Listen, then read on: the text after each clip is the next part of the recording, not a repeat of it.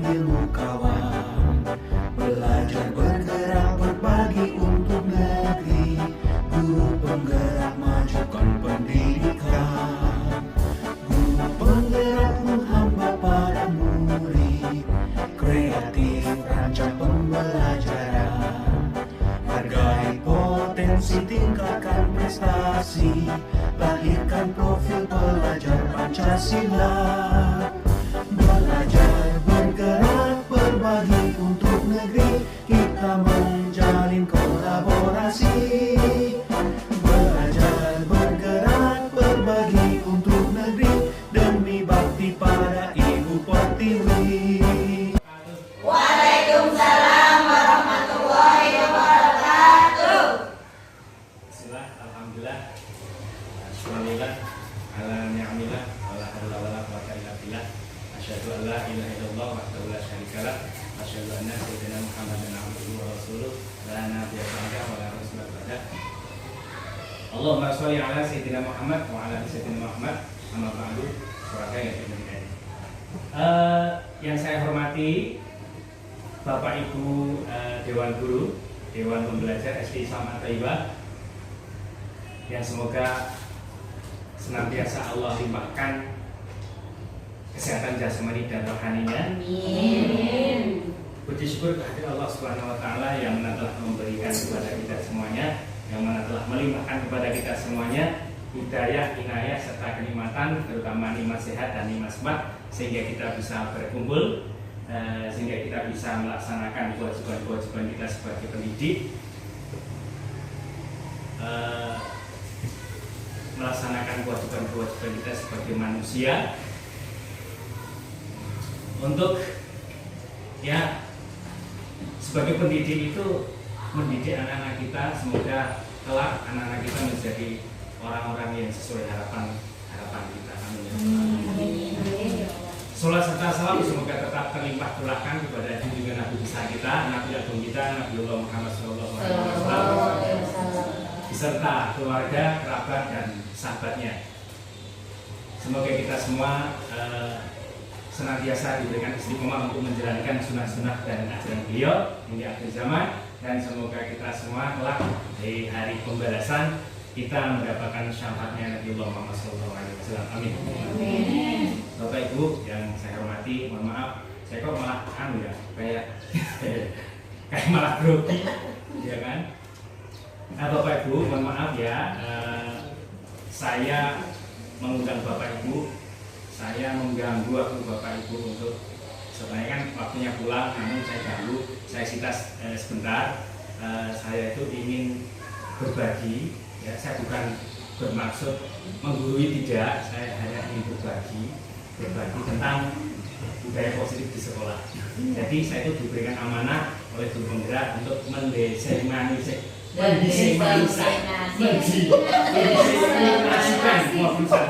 atau menyebarkan budaya positif ini di sekolah, Bapak Ibu. Kita ini cukup, kita nggak usah tegang-tegang ya. Biasa aja gitu. Saya mau jadi tegang gitu ya. Pandangannya jangan di atas dulu, Pak. Ada decak, Pak, ada. Ya. Pandangan kita. Ya, Bapak Ibu. Nah, gitu. Ya. Kan lebih enak lihat. Ya, suara saya nanti kayaknya kalau kurang kenceng, nanti mohon maaf ya Bu, saya kencengin ya, karena dia masuk ke kamera gitu ya. Bapak Ibu, mohon maaf, dan nanti apabila saat ini konsumsi hanya seadanya aja, mohon ya. Iya, ditunggu. Nanti bulan kan. Sekarang berarti nanti ada konsumsi lagi. Ya, insya Allah. Ya, Bapak Ibu, sekarang saya itu mau nanya kepada Bapak Ibu semuanya, ya, ini sebagai pertanyaan pemantik. Kira-kira harapan Bapak Ibu terhadap anak-anak kita itu apa sih? Kira-kira harapan Bapak Ibu terhadap putra-putri didik kita itu apa? Ada yang bisa bantu jawab? Jadi anak soleh-solehah, sukses dunia akhirat. Ada yang lagi? Ada yang lain? Jadi anak yang disiplin. Ada yang disiplin, ada yang soleh-soleh dunia akhirat. Ada lagi? Menjadi pribadi yang lebih baik. Ada lagi? Ada lagi? Jadi harapan negara. Harapan negara? Memiliki perilaku yang berakhlakul karimah. Betul sekali Bapak Ibu, semua jawabannya semuanya benar. Nah terus Bapak Ibu, itu harapan-harapan kita. Nah terus kira-kira nih untuk mewujudkan harapan-harapan tersebut, apa yang akan kita lakukan? Usaha apa yang akan kita lakukan untuk mewujudkan harapan-harapan tersebut? Nah harapan itu kan termasuk ke dalam visi, ya kan? Visi kita adalah menjadikan anak yang tadi Bapak Ibu sebutkan. Kemudian kalau misinya itu usahanya, aksinya itu apa? Kira-kira apa Bu, untuk mewujudkan harapan tersebut? Ada yang bisa menjawab? Kita memberi sebagai guru ya paling tidak memberi contoh dulu. Kalau misalnya tadi saya sebutkan menjadi anak yang disiplin, berarti kita harus menjadi yang disiplin terlebih dahulu sebelum mengharapkan anak disiplin itu. Iya, betul. Bu, ada yang lain? Usaha apa yang akan kita lakukan untuk mewujudkan harapan tersebut? Dari Bu Munawar tadi, kita harus memberi contoh untuk diri kita sendiri. Sebelum kita mendisiplinkan anak, kita harus disiplin terlebih dahulu, gitu maksudnya ya? Iya. Ada yang lain? Mungkin kita melakukan seperti yang sudah kita laksanakan di sini ya, kebiasaan baik seperti sholat duha, tepat waktu, itu kan termasuk salah satunya gitu Pak. Iya, sip. Ada lagi tadi Bu Amina? Membimbing dan mendampingi. Iya, nah, itu adalah usaha kita untuk mewujudkan harapan-harapan yang telah kita sampaikan tadi ya Bapak Ibu. Nah, selain itu Bapak Ibu, usaha selain yang Bapak Ibu sebutkan tadi, ada satu lagi saya tambahkan, yaitu menerapkan budaya positif di sekolah. Ya, Bapak Ibu menerapkan budaya positif di sekolah. Nah, Bapak Ibu, apa sih sebenarnya budaya positif itu? Jreng, kita akan bahas sedikit. Budaya positif itu kan berasal dari dua suku kata. Ya, yang pertama budaya, yang satu lagi adalah positif. Nah, sesuai dengan KBBI, budaya itu apa Bu? Budaya itu adalah adat istiadat gitu ya, atau kebiasaan-kebiasaan yang sudah melekat gitu ya Bu. Ya, sangat sederhananya seperti itu. Kemudian kalau positif itu apa Bu? Baik, betul. Ya, hal yang baik. Lawan kata dari negatif itu ya Bu ya. Nah, jadi budaya positif adalah pengertiannya nilai-nilai keyakinan dan kebiasaan-kebiasaan di sekolah yang berpihak pada murid agar murid dapat berkembang menjadi pribadi yang kritis, penuh hormat, bertanggung jawab, menjadi pribadi yang hebat, menjadi pribadi yang tangguh dan positif-positif lainnya dan hal positif lainnya. Nah, Bapak Ibu, itulah pengertian daripada budaya positif. Nah, cakupan budaya positif ada 7. 7 kan Bu? Seluruh dulu Bapak. Iya, 7 ya. Nah, cakupannya ada 7. Yang pertama kebutuhan dasar. Enggak usah tanya ya. Malam-malam aja. Masnya pas tertekan ini ya. Ya, kebutuhan dasar yang pertama, kemudian yang kedua adalah perubahan paradigma teori kontrol. Ya, saya jangan sampai belajar. Yang ketiga, disiplin positif, teori motivasi manusia, posisi kontrol, restitusi, keyakinan kelas dan segitiga restitusi. Nah, kita akan bahas satu persatu. Semoga waktunya cukup. Nah, Bapak Ibu, saya mau tanya kepada Bapak semua. Nanti ya. Nah, Bapak Ibu perhatikan dulu. Bapak, saya itu punya cerita. Saya kok malah masih ke bawah di kelas. Saya ngomongnya Bapak gitu kan, membiasakan saya bukan saya tapi Bapak gitu. Mohon maaf ya kalau suara saya keceplosan. Saya menganggap ibu-ibu semua jadi murid saya, kalau saya nggak mau. Itu adalah guru saya. Nah, ibu semuanya, ada sebuah cerita. Ini ada salah seorang guru perempuan. Ada salah seorang guru perempuan, ya kita sebut saja sebagai namanya itu Bu Yuni. Bu Yuni ini adalah salah seorang guru atau wali kelas di kelas 2 sekolah dasar. Nah, beliau ini memiliki salah seorang murid. Ya, anggap saja ini kita sebut namanya Agus. Ya, Agus ini bisa dibilang tiap hari suka merugikan teman-temannya. Ya, merugikan teman-temannya. Ya, karena kesehariannya si Agus ini selalu meminta bekal teman-temannya, meminta bekal jajannya, meminta bekal makanannya kepada teman-temannya, sehingga si Agus ini selalu dilaporkan oleh teman-temannya, baik teman satu kelas ataupun beda kelas. Satu hari laporan, Bu, ini si Agus nih Bu, minta makanan aku, gitu kan, minta jajan aku. Kalau saya tidak ngasih, gitu kan, saya sering diancam, bahkan saya pernah dipukul Bu, kepala saya pernah dipukul, punggung saya pernah ditendang, kaki saya pernah ditendang. Nah, ada siswa yang lain yang melaporkan lagi, banyak laporan yang sama, yaitu tindakan Agus ini selalu merugikan teman-temannya. Nah, pertanyaannya Bapak Ibu, alasannya kira-kira apa sih si Agus ini melakukan hal semacam ini? Gak bawa bekal, Ya, gak bawa bekal, ada yang lagi? Lapar. Sifat dasarnya nyeludis. Bekalnya Sifat kurang, Pak. dasarnya karakternya nyeludis itu. Apa? Ada yang lagi? Bekalnya kurang, Pak. Bekalnya kurang. Ini cari perhatian. Ini cari perhatian. Ya. Nah, itu alasan-alasan yang kita sebutkan bisa benar, bisa jadi kurang benar atau kurang tepat, ya. Nah, terus kita sebagai guru, sebagai pendidik, apa yang harus kita lakukan terhadap sikap-sikap atau perilaku si Agus ini? Kira-kira apa? Pendekatan pribadi lah. Pendekatan pribadi, cari tahu, ada lagi Informasi ke orang tuanya kan. dan informasi ke orang tuanya. Ya, itu adalah mungkin usaha-usaha kita, langkah-langkah kita untuk menangani masalah Agus ini. Nah, Bapak Ibu, kita sebagai pendidik, kita harus tahu kebutuhan dasarnya si anak tadi, si Agus tadi. Ya, kita harus tahu dulu kebutuhan dasarnya si Agus itu apa, gitu kan. Nah, Bapak Ibu, ya, bapaknya udah pulang, tadi sebut Ibu aja. Nah, pendidik itu Bapak Ibu, ya, bapaknya nggak ada, Ibu, ya, pendidik itu adalah, kalau menurut Bapak Pendidikan Indonesia, yaitu Ki Hajar Dewantara, itu pendidik itu diberatkan seperti petani, dan murid ini adalah padi, jagung, atau tanaman-tanaman yang ditanam oleh si petani tadi. Ya, terus petani ini berharap, ya, besok saat panen itu mendapatkan panen yang melimpah, kemudian panen yang berkualitas, yang baik, ya kan? Nah, itu sama seperti kita sebagai pendidik, kita kan berharap si anak-anak nanti saat besar atau outputnya lah itu berkualitas, ya kan? Punya kualitas yang baik di luar. Itu harapan kita. Makanya Bapak Ibu, kita harus tahu kebutuhan dasar anak-anak kita, murid-murid kita. Kita harus memahami apa yang dia mau, gitu kan Bapak Ibu. Nah, Bapak Ibu, dari kasus Agus ini, silakan Bapak. Iya.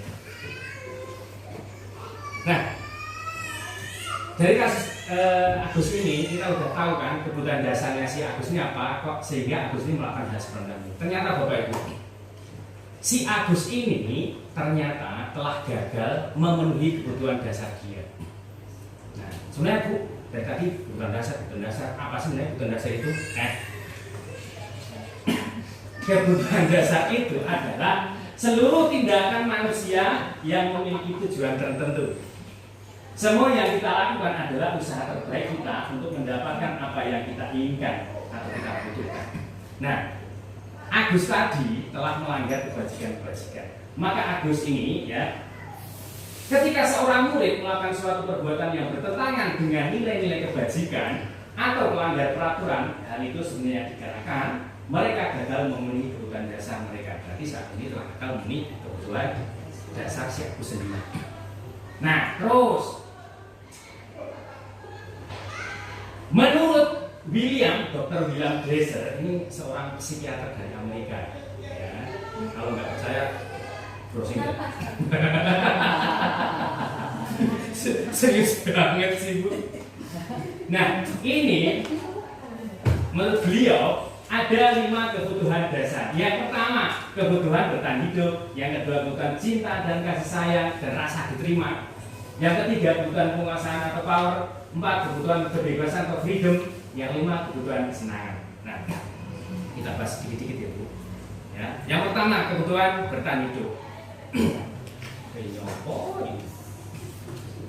Nah, kebutuhan bertahan hidup adalah kebutuhan yang meliputi kebutuhan secara biologis, kemudian fisiologis. Nah, fisiologisnya seperti sandang, pangan, papan, itu ya Bu ya. Ya, dan kebutuhan kesehatan dan lain sebagainya yang sifatnya fisiologis. Yang kedua adalah kebutuhan kasih sayang dan rasa diterima. Nah, Bapak Ibu, kebutuhan akan kasih sayang dan rasa diterima ini termasuk dalam kebutuhan psikologis. Pada umumnya, anak-anak yang memiliki kebutuhan dasar kasih sayang dan rasa diterima yang tinggi ingin disukai dan diterima oleh lingkungannya dengan baik. Nah, Bapak Ibu, siapa sih yang nggak mau disayang? Ya, siapa sih yang nggak mau dicintai? Siapa sih yang nggak mau diterima? Ya kita meskipun pendidik ini maunya disayang kan, ya, baik sama pasangan kita, ya kan, istri atau suami, kemudian tetangga kita butuh kasih sayang, kemudian anak-anak kita, anak didik kita, begitu sebaliknya, murid-murid kita itu juga butuh kasih sayang, ya, rasa diterima, ya kan, makanya anak-anak kita itu sering mencari perhatian gitu kan, itu dia itu pengen mengekspresikan, ini loh Bu, saya tuh pengen ibu perhatikan, ingin disayang gitu kan. Nah kan pokoknya biasanya yang kelihatan banget tuh kelas 1, 2, 3, 4. Kelas 5 itu udah lain. Apa namanya? Cari perhatian agak lain ya. Meskipun itu enggak apa ya, enggak modelnya enggak kayak kelas 2, 3, 4. Bentuknya lain gitu ya.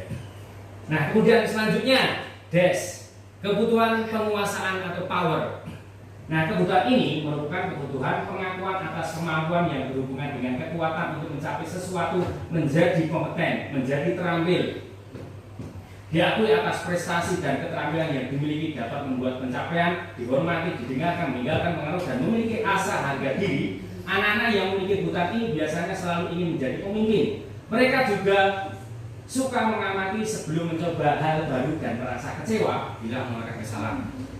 Sering kita temui anak-anak kita di sekolah kita, ya kan? Padahal kita sudah menyusun struktur kelas karena ada ketua. Kita mengadakan pemilihan itu kan secara demokrasi, bukan aklamasi ya. Nah itu biasanya ada ketua kelas sudah diangkat, ada wakilnya, ini 2 biasanya kan.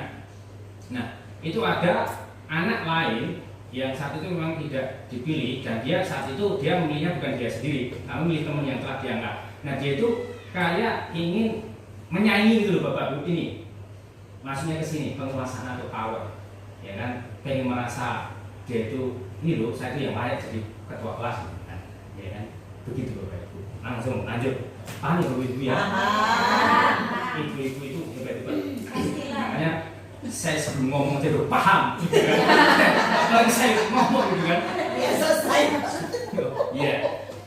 Yang selanjutnya adalah kebutuhan kebebasan atau freedom. Nah, kebutuhan ini merupakan kebutuhan akan kemandirian, kebutuhan untuk merdeka, kebutuhan ingin bebas. Nah, Bapak Ibu, dari kasusnya si Agus ini, nah dari alasan-alasan yang Bapak Ibu sampaikan ini ada semuanya, ya kan? Nah, tadi si Agus ini kan mengambil bekal punya temannya. Nah, mungkin si Agus ini kan bekalnya cuma ayam goreng upin-ipin aja, paham ya. Ya kan? Temennya itu kan unik-unik, ya. Ayam gorengnya itu dibentuk kambing lah, ya kan. Ikannya dibentuk menjadi dinosaurus lah, unik, sushi. Biasanya nggak ngerti sih. Terus apa nugget yang bentuknya aneh-aneh itu loh. Nah ini si Agus ini kan dari kelas 1 sampai kelas 2 itu ayam goreng upin-ipin dulu kan, bosan Mbak, ya kan? Bosan lah, saya aja bosan kan? Ya kan masih sama istri mamanya kan, makanya itu aja gitu kan, bosan gitu kan. Saya rasem lagi gitu kan. Nah ini si siapa Agus ini ingin melakukan hal itu karena bosan. Dia itu pengen bebas loh Bu. Jadi dia itu dengan cara melakukan hal yang mengambil makanannya yang unik-unik punya temannya. Ya, selanjutnya adalah kebutuhan kesenangan. Kebutuhan akan kesenangan atau fun, ya kan, adalah kebutuhan untuk mencari kesenangan, bermain dan tertawa. Kebutuhan ini muncul sejak dini, kemudian terus berkembang hingga dewasa. Ibu ngantuk ya? Ibu nggak bawa fantasi. Ini nggak apa-apa, nggak apa-apa. Minum Bu, jamunya biar Minum Bu. Ini kalau ibu minum nanti seger. kalau orang Jawa bilang itu ngerti rasanya tak menggale. Iklan ya. Itu kan iklan tuh kayak di TV lah. Biasanya anak-anak suka bermain. Ada sulam kalau ada Pak? Ada Bu, itu kalau saat mereka bermain, mereka secara tidak langsung mempelajari keterampilan hidup yang penting. Anak-anak dengan kebutuhan dasar kesenangan yang tinggi biasanya ingin menikmati apa yang mereka lakukan. Ini sangat kita temui di sekolah-sekolah kita, ya khususnya di anak kelas 1, 2. Mereka itu saat kita mengajar, anak yang lari lah, sono lah, ya menikmati sekolah dulu dengan ekspresi, dengan cara silakan bapak, masuk pak, nggak apa-apa, ya, minoritas nggak apa-apa pak, sama pak di sini paling ganteng pak laki-laki soalnya. Ya mana pak, ya nggak apa-apa. Nah, mereka itu kan melakukan kesenangan, ya, itulah anak-anak. Nama anak-anak itu dunia bermain. Makanya pendidikan, ya, sesuai dengan kurikulum merdeka, pendidikan itu harus sesuai dengan kodrat alam dan kodrat zaman, Bapak Ibu. Nah, kodrat alam itu apa sih? Anak itu kan kodratnya bermain. Jadi kita belajar, saat pembelajaran melakukan belajar di kelas itu diiringi diisi dengan permainan-permainan, ya kan? Makanya kan ada pembelajaran berdiferensiasi. Ya. Saya biasa ngomong bahasa Jepang, mau bahasa Inggris itu kayaknya langsung ya. Nah, makanya pokoknya pembelajaran kurikulum merdeka ini kan harus selalu diisi dengan permainan-permainan. Dan kalau tadi kodrat alam anak bermain, kodrat zamannya itu adalah kita harus selalu mengikuti perkembangan zaman. Anak-anak kita itu lebih canggih loh Ibu.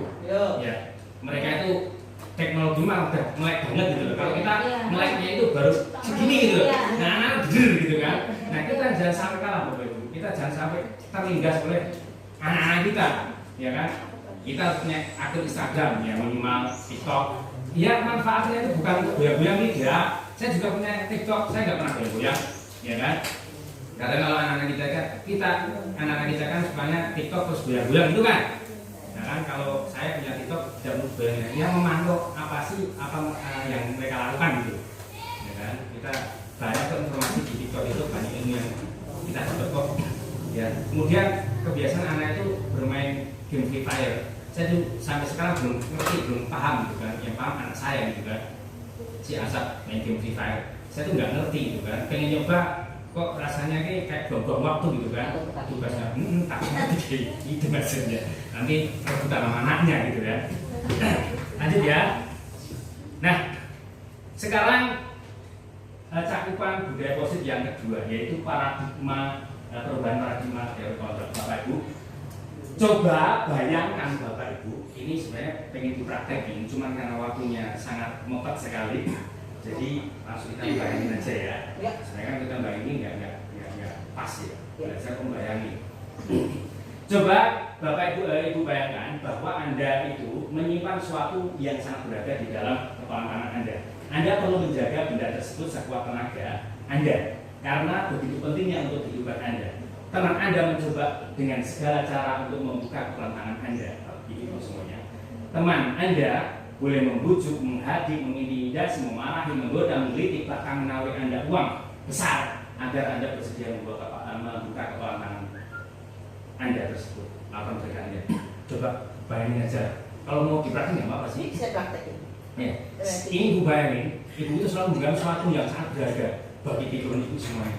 Nah, terus ibu-ibu sebelah kanan kirinya itu kepo, ya kan? Ibu zaman sekarang bahasanya kepo ya. Nah, itu tuh pengen ya kamu gantung apa sih? Ya kan? Nah, terus ibu-ibu yang ada di kanan kiri biasa dilihatnya. Bayangin ya. Oke, bayangin. Jangan bayangin sebenarnya. Nah, terus ibu teman-teman ibu ini berusaha semaksimal mungkin ya dengan cara apapun mereka lakukan ya kan, bahkan yang haram pun dilakukan gitu kan. Bahkan ingin membunuh, mengasah. Pokoknya aku harus bisa membuka tangan itu. Nah, terus pertanyaannya, apakah Anda membuka atau menutup kepala tangan Anda? Enggak. Di dalam bayangan itu apa? Enggak. Mengapa ibu tidak membuka? Rahasia. Ya kan? Kalau karena sangat berharga. Betul.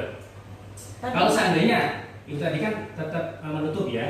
Nah, kalau seandainya ibu ini ternyata membuka karena ada iming-iming uang 271 triliun uangnya. Makanya rela. Jangankan kepala tangan saya juga.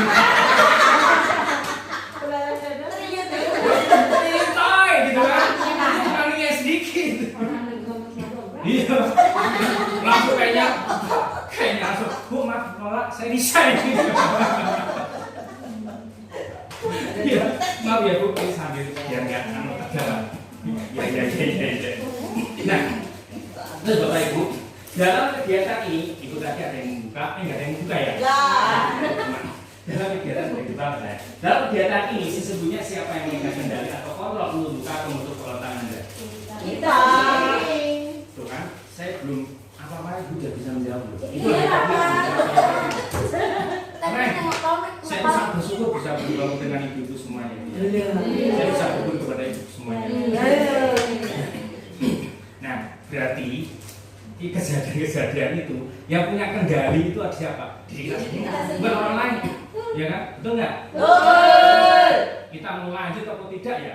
Tergantung kita. Tergantung kita. Betul. Ya, terus jangan gitu. Lanjut. Lanjut. Nah, lanjut nih, maaf. Sebenarnya ini penting, tapi hanya waktunya. Nah, Stephen R. ya, ini mengatakan bahwa bila kita ingin membuat kemajuan perlahan atau sedikit-sedikit, ubahlah sikap atau perilaku Anda.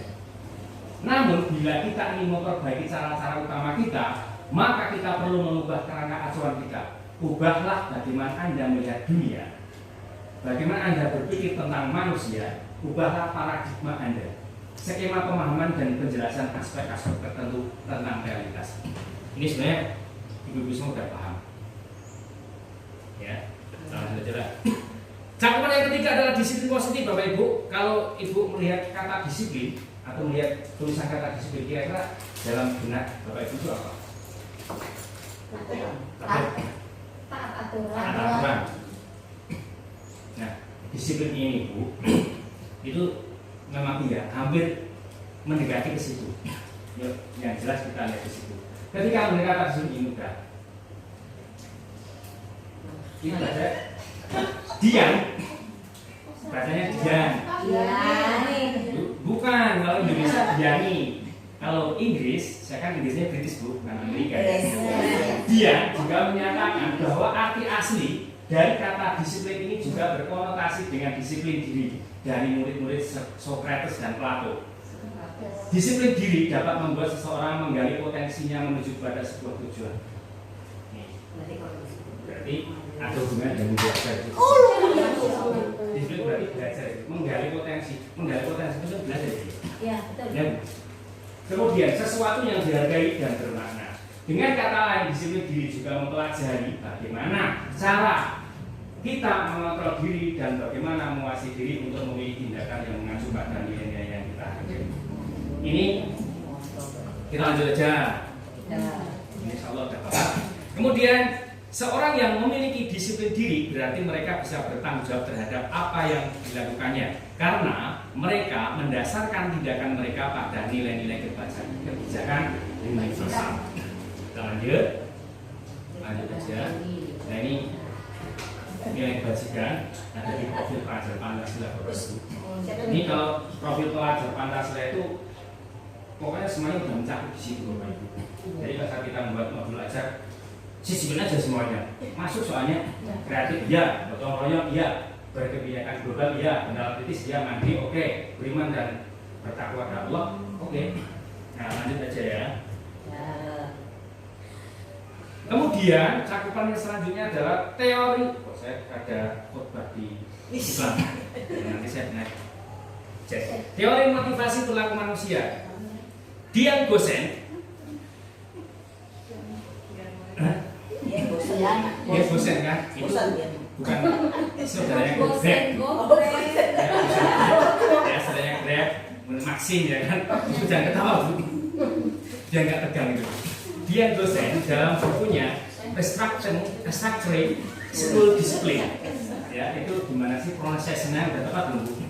Dia dosen dalam bukunya Restructuring School Discipline menyatakan ada 3 motivasi perilaku manusia. Yang pertama, untuk menghindari ketidaknyamanan atau hukuman. Motivasi perilaku manusia Bapak Ibu, kita garis bawahi. Yang pertama, untuk menghindari ketidaknyamanan atau hukuman karena faktor eksternal, makanya kita berperilaku yang baik. Kita takut dihukum, Ya kan, itu karena faktor eksternal. Yang kedua, untuk mendapatkan imbalan atau penghargaan dari orang lain, eksternal juga ya. Kemudian yang ketiga, untuk menjadi orang yang mereka inginkan dan menghargai diri sendiri dengan nilai-nilai yang mereka percaya dari diri kita sendiri, bukan dari luar. Ya, ini motivasi perilaku manusia. Motivasi kan penyebab ya kan? Alasan juga ya. Kemudian di sini nggak kelihatan. Teori motivasi selanjutnya, tujuan dari disiplin positif adalah menanamkan motivasi yang ketiga, yang tiga tadi, pada murid-murid kita, yaitu untuk menjadi orang yang mereka inginkan dan menghargai diri sendiri dengan nilai-nilai yang mereka percaya dalam menjalankan peraturan ataupun keyakinan kelas atau sekolah. Bila mana ada suatu pelanggaran, tentunya sesuatu harus terjadi. Untuk itu kita perlu meninjau ulang tindakan penegakan peraturan atau keyakinan kelas atau sekolah kita selama ini. Tindakan terhadap suatu pelanggaran pada umumnya berbentuk hukuman atau konsekuensi. Ya, di mana-mana sekolah itu tindakan terhadap suatu pelanggaran ya pasti dihukum, ya kan? Pasti itu. Kalau saja nggak usah dijelaskan ya, udah paham. Baru itu udah sesesat gitu kan? Ya. Nah, Bapak Ibu, Alfikon ya menyatakan bahwa penghargaan berlaku sama dengan hukuman. Dalam arti membujuk atau meminta seorang melakukan sesuatu untuk memenuhi tujuan tertentu dari seorang yang minta membujuk. Bapak Ibu, kita kan sering banget memberikan penghargaan kepada murid karena dia contohnya, siapa yang duduk rapi dapat permen, duduk rapi, set, ya nggak? Ya. Karena ada imbalan, itu penghargaan kan. Terus yang lulusnya rapi dapat bintang 1, misal, ya gitu kan?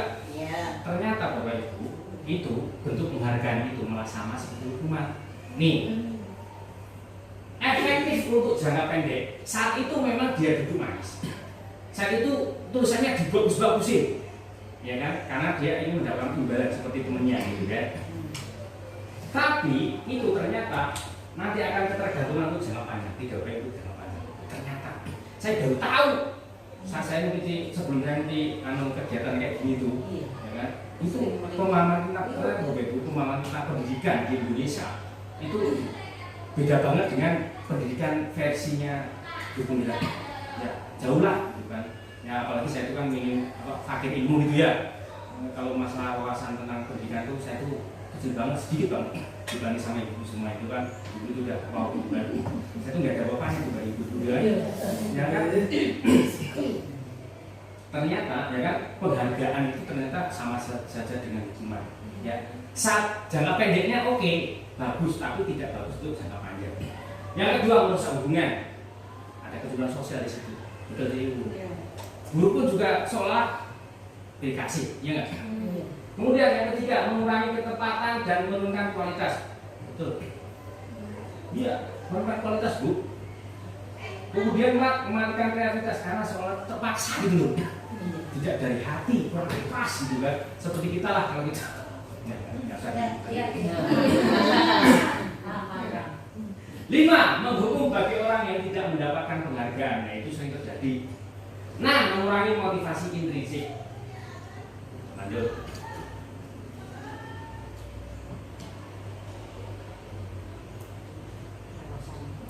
Nah, sini. Ini loadingnya lama ini. Nah, cakupan berikutnya adalah 5 posisi kontrol guru. Berdasarkan teori kontrol Dr. William Glasser, ya, dosen kemudian berkesimpulan ada 5 posisi kontrol yang diterapkan seorang guru, orang tua atau atasan dalam melakukan kontrol. Yang pertama manajer, yang kedua pemantau, teman, pembuat rasa bersalah, penghukum. Kita bahas. Oke. Penghukum. Guru percaya bahwa cara dia itu terbaik. Guru ngerti, kamu salah terus, ya kan? Anak melakukan kesalahan, kamu salah terus sih, kamu begini, kamu begitu sih. Jadi itu menghukum, jadi menghukum itu Bu. Jadi menghakimi itu Bapak Ibu. Kemudian yang kedua adalah teman. Guru menggunakan kalimat persuasif dan intonasi nada suara ramah untuk mengontrol murid. Ya kan bisa kita lakukan, yaitu seolah kita biar anak-anak itu akrab dengan kita, dengan posisi kita sebagai anak. Guru menggunakan humor, ya sering nggak gelak atau apa namanya berkomedi di ngelawak di kelas gitu kan, sering itu juga sering saya lakukan seperti itu. Ya untuk menghilangkan rasa jenuh. Sebenarnya untuk menghilangkan rasa jenuh itu ada ice breaking lah, atau kita menggunakan teknik stop, ya kan? Teknik stop itu seperti apa namanya Bu? Teknik stop itu hampir mirip dengan hipnoterapi. Nah, yang berikutnya adalah pembuat rasa bersalah. Guru menggunakan intonasi yang lebih rendah, remeh, membuat lembut atau mungkin keterangan untuk membuat situasi yang tidak nyaman. Jadi gini Bapak Ibu, ibu udah capek-capek loh, udah memberikan tugas ini, ibu udah menyiapkan dari 9 tahun yang lalu, ya kan? Tapi kamu kok nggak semangat sih belajarnya. Jadi itu membuat si anak itu merasa bersalah. Ya Bu, ya, ternyata ini tidak baik. Lanjut ya, guys. Yang berikutnya adalah pemantau. Nah ini sering banget kita. Saya sering nih. Saya sadar di sini. Guru selalu mengawasi murid dan bertindak sesuai pada peraturan sekolah dan konsekuensi. Menggunakan data catatan dan perhitungan yang digunakan sebagai bukti atas perilaku seseorang. Mengingatkan kecuali saat terjadi pelanggaran seperti peraturannya apa, ya kan? Peraturannya apa? Emang itu boleh, ya nggak? Betul nggak Bu? Emang kamu duduk di atas kursi boleh, ya kan? Seperti itu Bu. Itu sebagai pemantau. Kemudian apa yang telah kamu lakukan? Apa yang telah kamu lakukan? Gitu kan? Bahasa-bahasa seperti itu Bu. Nah lanjut, yang terakhir adalah manajer. Guru, nah ini manajer itu sebenarnya pas, harusnya kita posisi sebagai manajer. Guru mendukung murid untuk menemukan solusi atas permasalahannya. Jadi soalnya kita kan dari ini belakang tadi ya kan? Jadi kita itu terlalu egois dulu terhadap anak-anak. Kita nggak meneliti dulu, mengidentifikasi kenapa sih dia itu melakukan seperti itu, apa sih adalah salah-salahnya gitu kan. Nah kalau sebagai manajer kita akan meneliti lebih dalam lagi kenapa sih dia itu melakukan seperti itu adalah manajer. Guru mempersilakan murid mempertanggungjawabkan perilakunya. Guru mendukung murid untuk merdeka mandiri dan bertanggung jawab.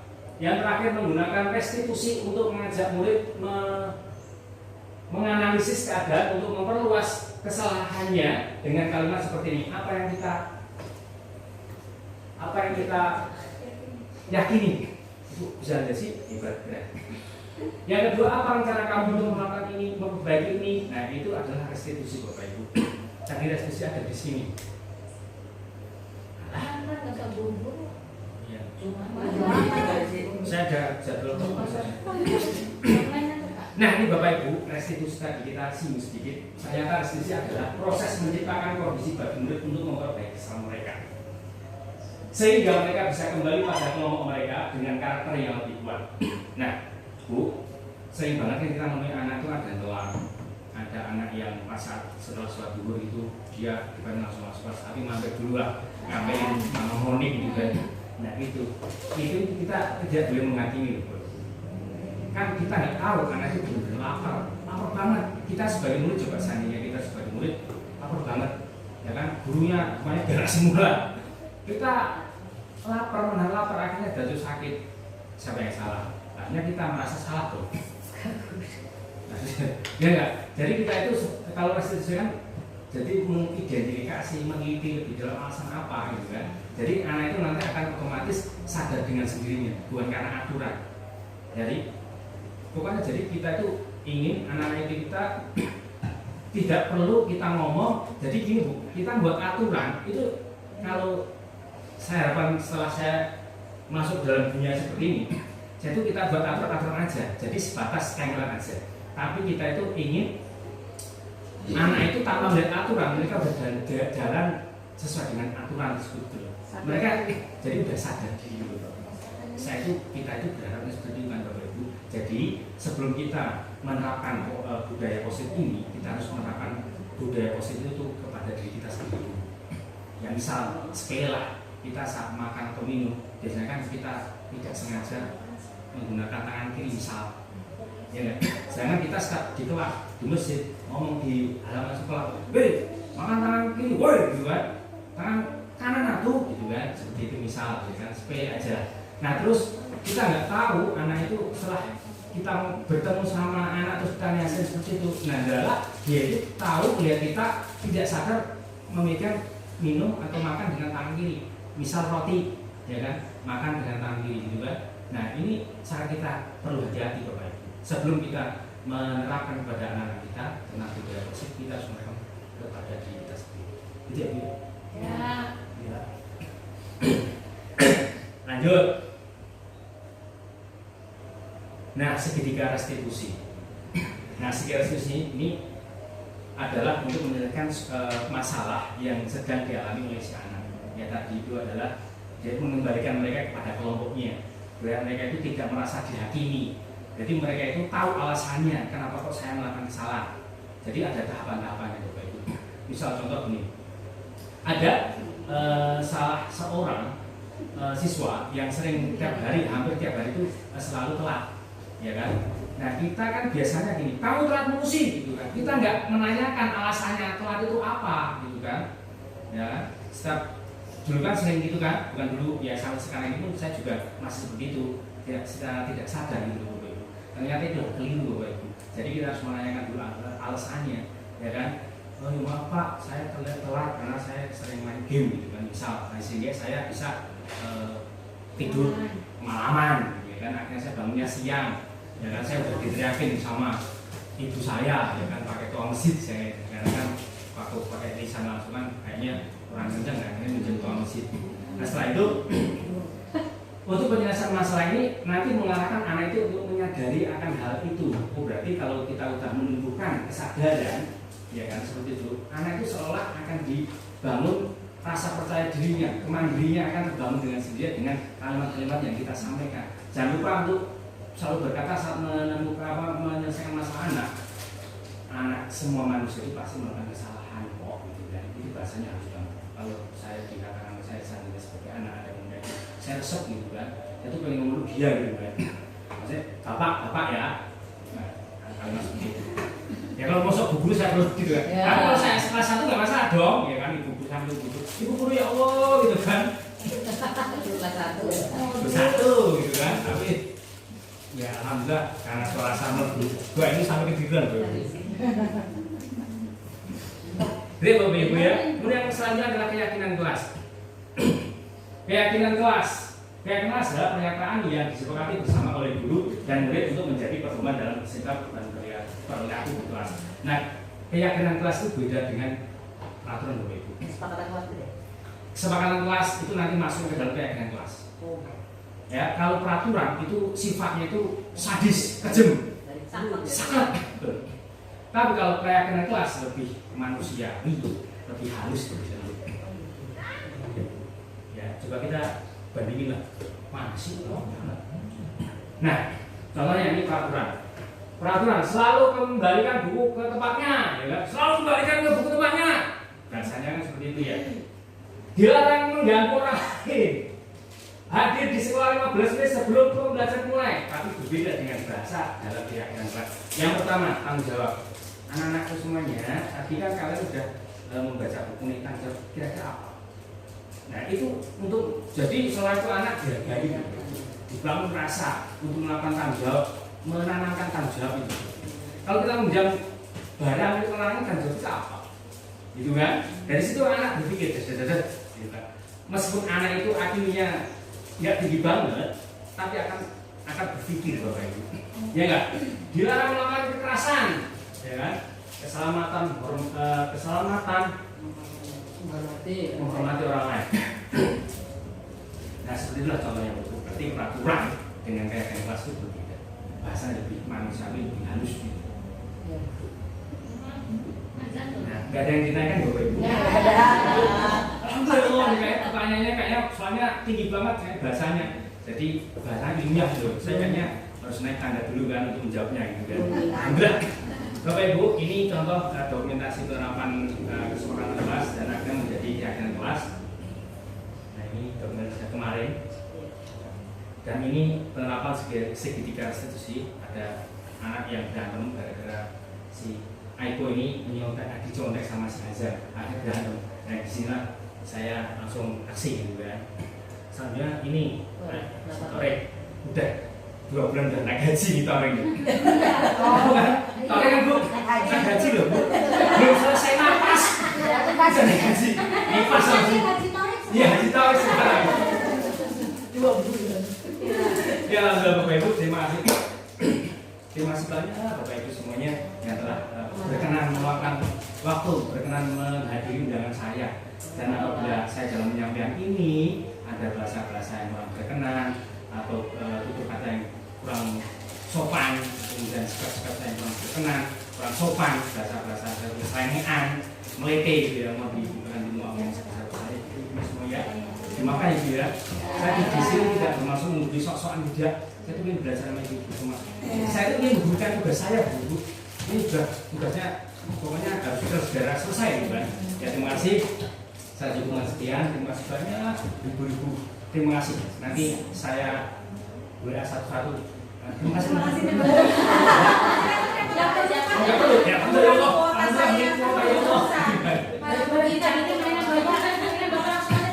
Oh iya sih. Ya terima kasih. Ya biasanya terima kasih. Oh gitu ya. Siap. Iya keputusan lagi ya.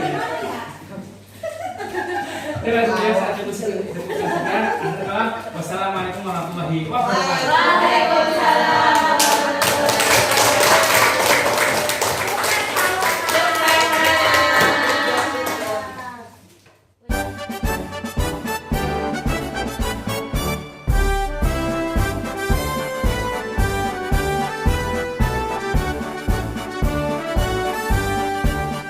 Bulatkan tekad, kuatkan hati.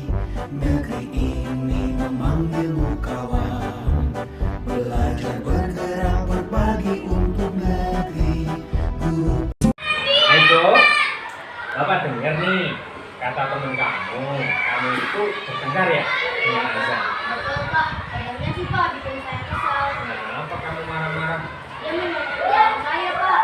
Oh, ya wajar kalau kamu marah. Nah, apabila Bapak berada di posisi kamu, pasti Bapak juga akan melakukan hal yang sama. Lalu, apa yang kamu lakukan kepada Azam? Saya marahi, saya maki-maki, dan saya gebrak Pak mejanya. Oh, ya wajar kalau kamu marah dan mengucap meja. Ya, karena kamu tidak rela hasil tugasmu, hasil pekerjaanmu dicontek oleh Azam. Ya, Bapak sangat menghargai itu karena kamu tidak melakukan hal yang lebih daripada itu, seperti memukul, kemudian menendang. Iya Pak. Nah, Eko, coba sekarang kita pikirkan tindakanmu menggebrak meja ini apakah sudah sesuai dengan keyakinan kelas kita?